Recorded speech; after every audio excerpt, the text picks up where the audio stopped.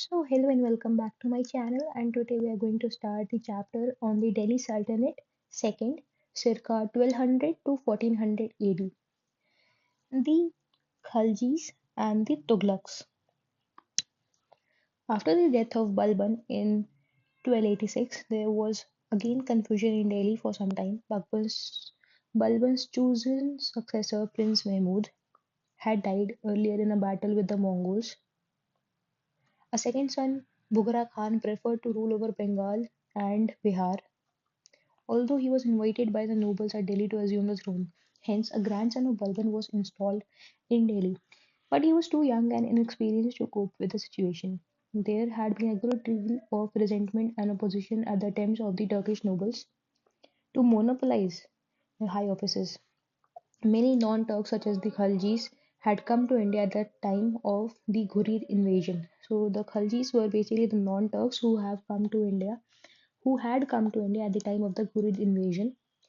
They had never received sufficient recognition in Delhi and had to move to Bengal and Bihar for an opportunity for advancement. They had also found employment as soldiers, many of them being posted in the northwest to meet the Mongol challenge. In course of time, many Indian Muslims had been admitted to the nobility. They also were dissatisfied at being denied high offices, as may be inferred from the manner in which Imaduddin Rehan was put up against Balban. Balban's own example of setting aside the sons of Nasiruddin Mahmud had demonstrated that a successful general could ascend the throne by ousting the scions of an established dynasty. So, Balban's own example is like an evidence of stating that a successful general could ascend the throne by ousting the scions of an established dynasty, provided he had sufficient support in the nobility and the army. The Khaljis from 1290 to 1320. For these reasons, a group of Khalji nobles led by Jalaluddin Khalji, who had been the warden of the marches in the northwest and had fought many successful engagements against the Mongols, overthrew the incompetent successors of Balban in 1219. The Khalji rebellion was welcomed by the non-Turkish sections in the nobility.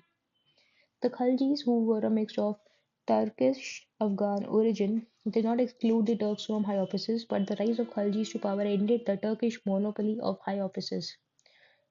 Jalaluddin Khalji ruled only for a brief period of 6 years. He tried to mitigate some of the harsh aspects of Balban's rule. He was the first ruler of the Delhi Sultanate to clearly put forward the view that the state should be based on the willing support of the governed, and that since the large majority of the people in India were Hindus, the state in India could not be a truly Islamic state. So he was the first ruler who put forward the point that the state should be based on the willingness of the people who were being governed, that is, the people who were at the governance or who were at within the empire or the reign of Jalaluddin Khalji.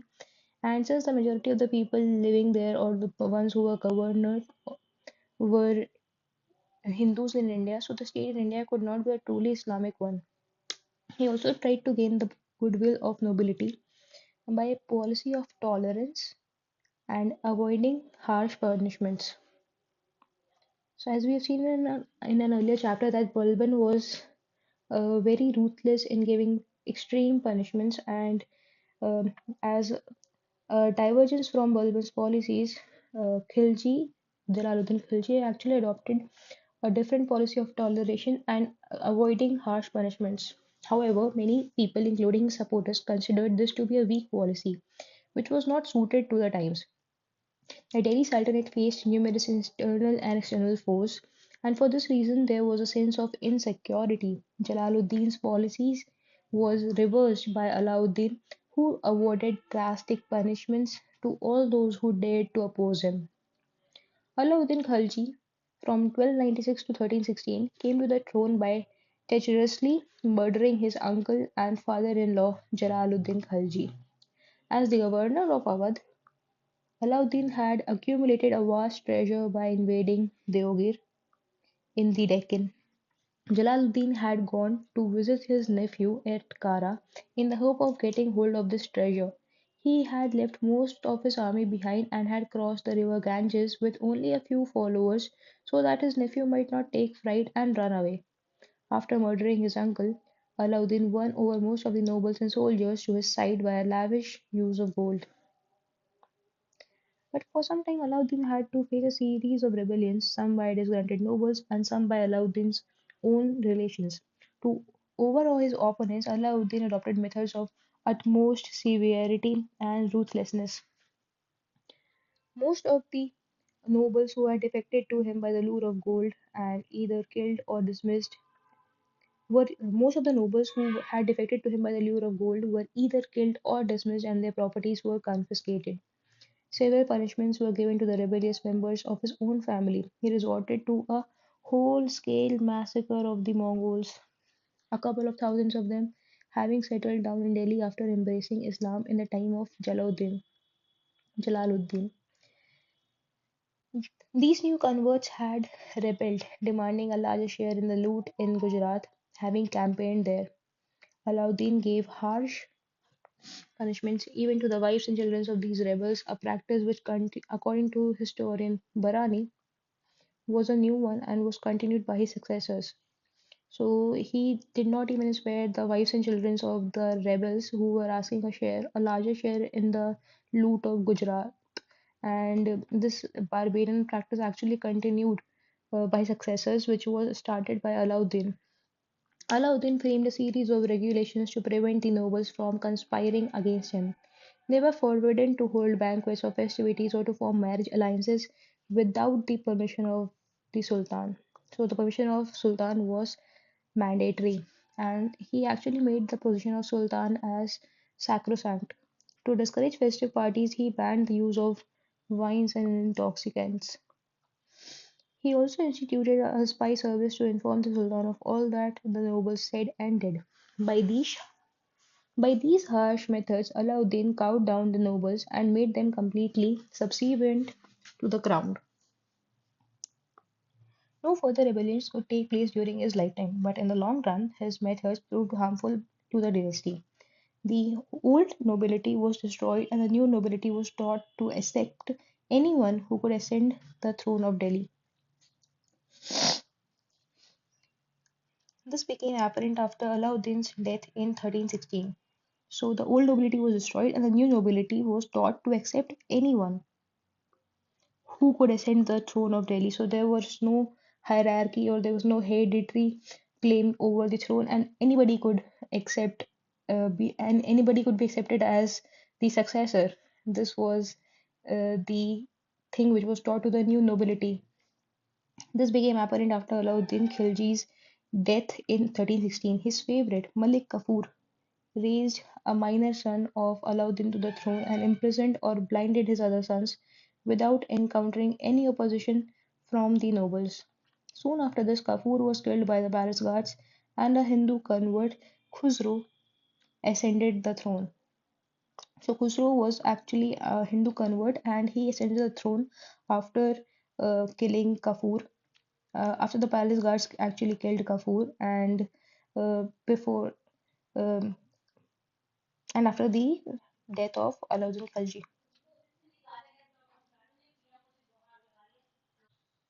Although the historians of the time accused Khusro of violating Islam and of committing all types of crimes, the fact is that Khusro was no worse than any of the preceding monarchs, nor was any open resentment voiced against him by the Muslim nobles or by the population of Delhi. Even Nizamuddin Aulia, the famous Sufi saint of Delhi, acknowledged Khusro by accepting his gifts. This had a positive aspect too. It showed that the Muslims of Delhi and the neighboring areas were no longer swayed by racist considerations and were prepared to obey anyone, irrespective of his family or racial background. This helped in broadening the social base of the nobility still further. However, in 1320, a group of officers led by Ghiyasuddin Tughlaq raised the banner of revolt. They broke out into open rebellion, and in hard-fought battle outside the capital, Khusro was defeated and killed. The Tughlaqs from 1320 to 1412. Ghiyasuddin Tughlaq established a new dynasty which ruled till 1412. The Tughlaqs provided three competent rulers, Ghiyasuddin, his son Muhammad bin Tughlaq, and his nephew Firuz Shah Tughlaq. The first two of these sultans ruled over an empire which comprised almost the entire country. The empire of Firuz was smaller, but even then, it was almost as large as that ruled over by Alauddin Khilji. After the death of Firuz, the Delhi Sultanate disintegrated, and North India was divided into series of small states. Although the Tughlaqs continued to rule till 1412, the invasion of Delhi by Timur in 1398 may be said to mark the end of the Tughlaq Empire. So the invasion of Delhi by Timur in 1398 can be said to be the end of the Tughlaq Empire. We shall first examine the remarkable expansion of the Delhi Sultanate from the time of Alauddin Khalji, then the various internal reforms in the Sultanate during the period, and the factors which led to the disintegration of the Sultanate. Expansion of the Delhi Sultanate. We have seen how eastern Rajasthan, including Ajmer and some of its neighboring territories, had come under the control of Delhi Sultanate, though from time to time Balban, Ranthambore, though from the time of Balban, Ranthambore, which was the most powerful Rajput states, had gone out of his control. Jalaluddin had undertaken an invasion of Ranthambore but found the task too difficult for him. Thus, southern and western Rajasthan had remained outside the control of Sultanate. With the rise of power of Alauddin, a new situation developed. Within a space of 25 years, the army of Delhi Sultanate not only brought Gujarat and Malwa under their control and subdued most of the princes in Rajasthan, they also overran the Deccan and South India up to Madurai. In due course, an attempt was made to bring this vast area under the direct administrative control of Delhi. The new phase of expansion was initiated by Alauddin Khilji and continued under his successors, the climax being reached under the reign of Muhammad bin Tughlaq. We have already seen how the Delhi Sultanate was gradually geared up for this renewed phase of expansion. At this time, Malwa, Gujarat, and Deoghar were being ruled by Rajput dynasties, most of which had come into existence towards the end of the 12th and 15th and the beginning of the 13th century. Despite the establishment of the Turkish rule in Ganga Valley, these dynasties had hardly changed their old ways. Moreover, each of them was contending for mastery over the region. So more so, when under Iltutmish the Turks attacked Gujarat, the rulers of both Malwa and Deoghar attacked it from the south. So when Iltutmish uh, attacked Gujarat, the rulers of both Malwa and Deoghar attacked it from the south. In the Maratha region, the rulers of Deoghar were constantly at war with Warangal in the Telangana region and with the Hoysalas in the Karnataka area. The Hoysalas in turn were at war with their neighbors, the Pandyas in Mabar, uh, Tamil area. It could be said as Malava. No, not right. Uh, these rivalries not only made the conquest of Malwa and Gujarat easier, but tended to draw an invader further and further into the south. So there were ongoing internal conflicts between different rulers of different regions, and this provided uh, uh, upfront for the Delhi Sultanate rulers to advance further into these territories and win over them. The Turkish rulers had strong reasons for coveting Malwa and Gujarat. Not only were these areas fertile and populous, they controlled the western seaports and the trade routes connecting them with the Ganga Valley. The overseas trade from Gujarat ports brought in a lot of gold and silver, which had been accumulated by the rulers of the area. Another reason for the sultans of Delhi to establish their rule over Gujarat was that it could secure them a better control over the supply of horses to their armies. With the rise of the Mongols in the Central and the West Asia and their struggle with the rulers of Delhi, the supply of horses of good quality to Delhi from this region had been beset with difficulties. The import of Arabi, Iraqi, and Turki horses to India from the western seaports had been an important item of trade since the 8th century. Early in 1299, an army under two of Alauddin Khalji's noted generals marched against Gujarat by way of Rajasthan. On their way, they raided and captured Jaisalmer also. The Gujarat ruler Rai Karan was taken by surprise and fled without offering a fight. The chief cities of Gujarat, including Anhilwara, where many beautiful buildings and temples had been built over generations, were sacked.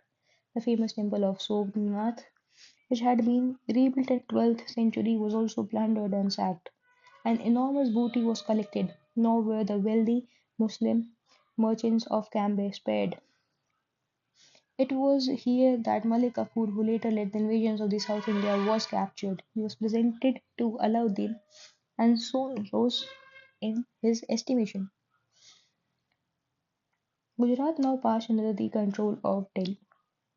The rapidity and ease with which Gujarat was conquered suggests that the Gujarat ruler was not popular among his subjects. It appears that one of his ministers who had fallen out with him had approached Alauddin to invade Gujarat and had held him.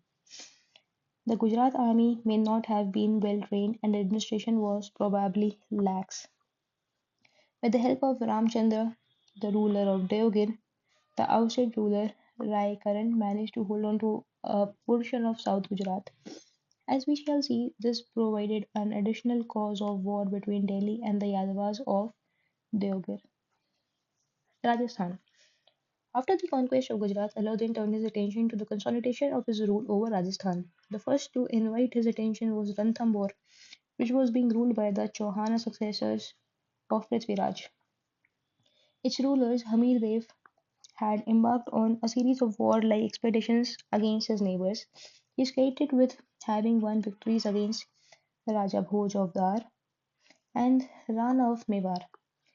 But it were these victories which proved to be his underdoing. After the Gujarat campaign, on their way back to Delhi, the Mughal soldiers rebelled following a dispute regarding the share of the booty. The rebellion was crushed and a whole massacre followed. Two of the Mongol nobles fled for refuge to Ranthambore. Alauddin sent messages to Hamir Dev to kill or expel the Mongol nobles. But Hamir Dev, with a high sense of dignity and obligation to those who had sought refuge with him, and being confident of the strength of his fort and his armies, sent haughty replies. He was not far wrong in his estimation, for Ranthambore was reputed to be the strongest fort in Rajasthan, and had earlier defied Jalaluddin Khalji. Alauddin dispatched an army commanded by one of his reputed generals, but it was repulsed with losses by Hamir Dev. Finally, Alauddin himself had to march against Ranthambore. The famous poet Amir Khusro, who went along with Alauddin, had given a graphic description of the fort and its investment. After 3 months of close siege, the fearful Johar ceremony took place. The women mounted the funeral pyre, and all the men came out to fight to the last. This is the first description we have of the Johar. So, the first description we have of the Johar is from the Ranthambore fort when Alauddin went on for a siege to the fort, and all the men came for the battle, whereas the women went on to the funeral pyre and, uh, and they committed Johar. All the Mongols too died fighting with the Rajputs. This event took place in 1301. Alauddin next turned to his attention towards Chittor, which after Ranthambore was the most powerful state in Rajasthan. It was therefore necessary for Alauddin to subdue it. Apart from this, its ruler Ratan Singh had annoyed him by refusing permission to his armies to march to Gujarat through Mewar territories. So Ratan Singh, the ruler of Chittor, which was the second most powerful state in Rajasthan, had annoyed Alauddin by refusing to give him the permission to march his armies to Gujarat through the Mewar territories. Chittor also omitted the route from Ajmer to Malwa. There is a popular legend that Alauddin attacked Chittor because he coveted Padmini, the beautiful queen of Ratan Singh. Many modern historians do not accept this legend because it is mentioned for the first time more than 100 years later. It was embellished later by a Hindi poet, Malik Muhammad Jaisi. In this story, Padmini is the princess of Singhaldweep, and Ratan Singh crosses the seven seas to reach her and brings her back to Chittor after many adventures which appear improbable.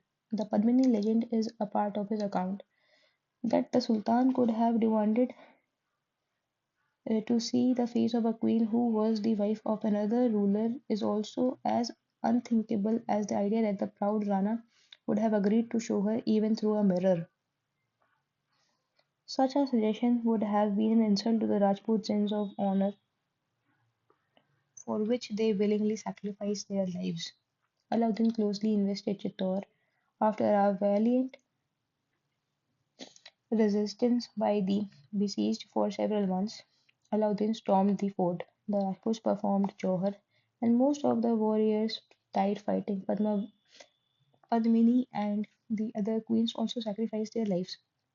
But it seems that Ratan Singh was captured alive and kept a prisoner for some time. Chittor was assigned to Alauddin's minor son Khizr Khan, and a Muslim garrison was posted in the fort. After some time, its charge was handed over to a cousin of Ratan Singh. Alauddin also overran Jalore, which lay on the route to Gujarat. Almost all the other minor states in Rajasthan were forced to submit. However, it seems that Alauddin did not try to establish direct administration over Rajput states. The Rajput rulers were allowed to rule but had to pay regular tribute and to obey the orders of the Sultan. Muslim garrisons were posted in some of the important towns such as Ajmer, Nagaur, etc. Thus, Rajasthan was thoroughly subdued. Deccan and South India. Even before completing the subjugation of Rajasthan, Aladdin had conquered Malwa, which, says Amir Khusro, was so extensive that even wise geographers were unable to delimit its frontiers. Unlike Rajasthan, Malwa was brought under direct administration and a governor was appointed to look after it. In 1306 to 7, Alauddin planned two campaigns. The first was against Raikaran of Gujarat, who, after his expulsion from Gujarat, had been holding Baglana on the border of Malwa. Raikaran fought bravely, but he could not resist for long. The second expedition was aimed against Rai Ramchandra, the ruler of Deogir, who had been in alliance with Raikaran. In an earlier campaign, Rai Ramchandra had agreed to pay a yearly tribute to Delhi. This had fallen into arrears. The command of the second army was entrusted to Alauddin's slave Malik Kafur. Rai Ramchandra, who surrendered to Kafur, was honorably treated and carried to Delhi, where after some time he was restored to his dominions with the title of Rai Rayan. A gift of 1 lakh tankas was given to him along with golden colored canopy, which was a symbol of rulership. He was also given a district of Gujarat. One of his daughters was married to Alauddin. The alliance was with Rai Ramchandra, was to prove to be a great value to Alauddin in his future aggrandizement in the Deccan. Between 1309 and 1311, Malik Kafur led two campaigns in South India, the first against Warangal in Telangana area and the other against Dwar Samudra, modern Karnataka, Babar, and Madurai in Tamil Nadu. A great deal has been written about these expeditions, partly because they struck the imagination of the contemporaries. The court poet Amir Khusro, so Amir Khusro was actually the court poet of Alauddin Khilji, made them the book of made them the subject of a book. These campaigns reflected boldness, self-confidence, and a high degree of a spirit of adventure in the parts of Delhi rulers. For the first time, Muslim armies penetrated as far south as Madurai and brought back untold wealth. They provided first-hand information about the conditions in the south, though they hardly provided any fresh geographical knowledge. The trade routes to South India were well known, and when Kapur's army reached Virachal in Mawar, they found a colony of Muslim merchants settled there. The ruler even had a contingent of Muslim troops in the army.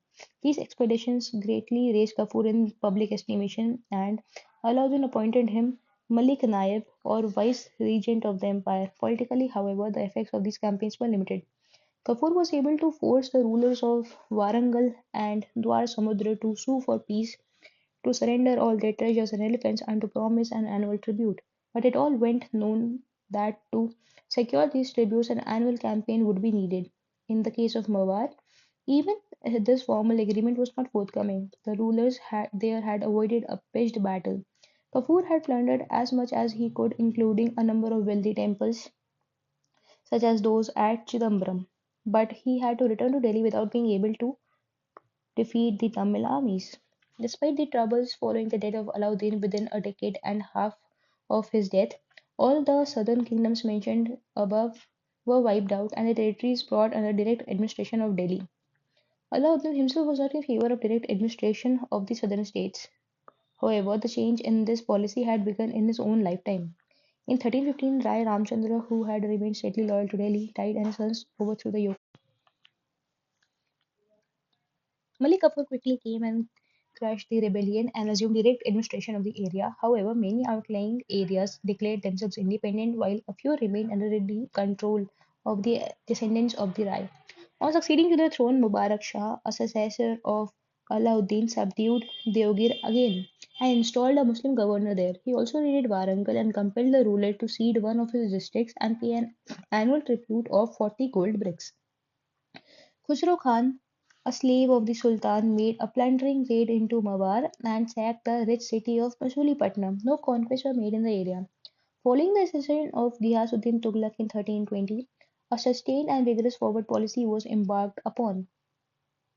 The Sultan's son Muhammad bin Tughlaq was posted to Deoghar for the purpose. On the excuse that the ruler of Warangal had not paid the stipulated tribute, Muhammad bin Tughlaq besieged Warangal again. At first he suffered a reverse, following a rumor of the Sultan's death in Delhi. The Delhi armies were disorganized and the defenders fell upon them, inflicting heavy losses. Muhammad bin Tughlaq had to retreat to Deoghar. After reorganizing his armies, he attacked again, and this time no quarter was given to the Rai. This was followed by the conquest of Mawar, which was also annexed. Muhammad bin Tughlaq then raided Orissa and returned to Delhi with rich plunder. Next year, he subdued Bengal, which had been independent since the death of Balban. Thus, by 1324, the territories of Delhi Sultanate reached upon to Madurai, the last Hindu principality in the area. So, Madurai was the last Hindu principality, and by the end of 1324, the territories was of the Delhi Sultanate actually expanded up to Madurai. The last Hindu principality in the area, Kampili in South Karnataka, was annexed in 1328. So the last Hindu principality in the area was Kampili in Karnataka, and it was annexed in 1328. A cousin of Muhammad bin Tughlaq, who had rebelled, had been given a shelter there, thus providing a convenient excuse for attacking it. The sudden expansion of the Delhi Sultanate to the far south and to the east, including Orissa, created tremendous administrative and financial problems which had to be faced by Muhammad bin Tughlaq. We shall now turn to a study of the manner in which he tried to cope with these problems and the strains which it imposed on the Sultanate itself. Internal reforms and experiments. By the time Alauddin came to the throne, the position of the Delhi Sultanate was fairly well consolidated in the central portion of the empire, that is, the portion comprising the Upper Ganga Valley and eastern Rajasthan. This emboldened the sultans to undertake a series of internal reforms and experiments aimed at improving the administration, strengthening the army, gearing up the machinery, and taking steps to expand and improve cultivation and providing for the welfare of the citizens in the rapidly expanding towns. Not all the measures were successful, but they marked important new departures. Some of the experiments failed on account of lack of experience, and some because they were not well conceived, or on account of opposition of vested interest. They do, however, show that Turkish state had now acquired a measure of stability and that it was no longer concerned merely with warfare and law and order. So we'll have a continuation video. I hope you would have liked it, and I'll see you guys in the next video. Till then, see ya. Bye.